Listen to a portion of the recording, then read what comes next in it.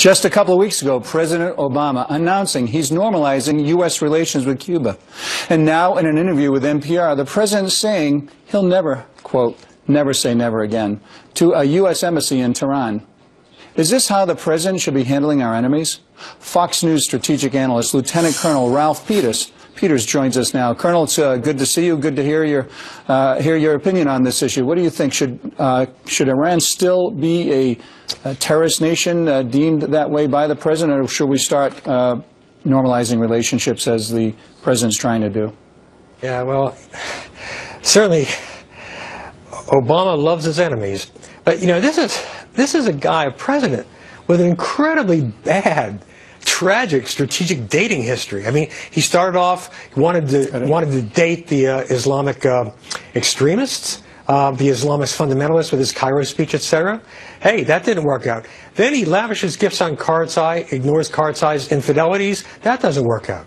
Then he gives it up for Putin, and Putin uses him and dumps him.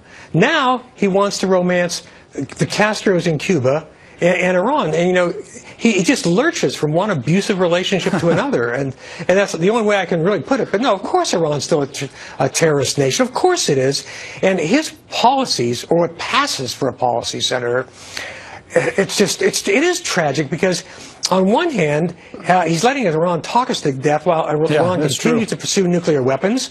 Iran is on the ground in Iraq. The way we're approaching Islamic State, which must be fought, but the way we're structuring our response is going to hand Iran an empire in Iraq all the way to the Mediterranean. I mean, you had to work really hard to get it this wrong. Colonel, let me interrupt for a minute and read a quote by the president. You'll recall that 3 or 4 months ago, everybody in Washington was convinced that President Putin was a genius and had outmaneuvered all of us, and he had bullied and strategized his way into expanding Russian power today. I'd sense that at least outside Russia, maybe some people are thinking what Putin did wasn't so smart. What do you think about that?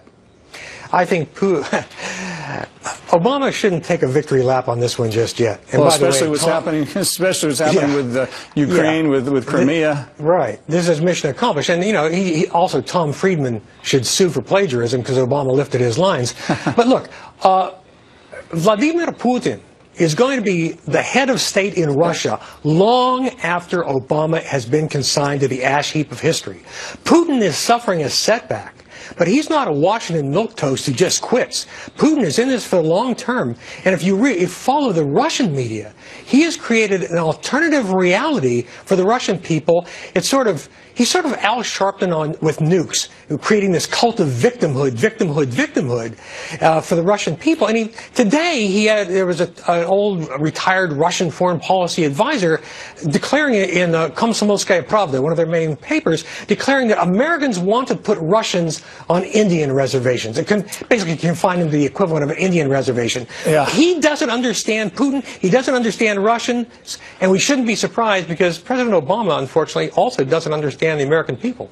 Well, Colonel, listen, thank you for your service, obviously, and thank you for your time. Colonel Peters will hopefully speak to you again.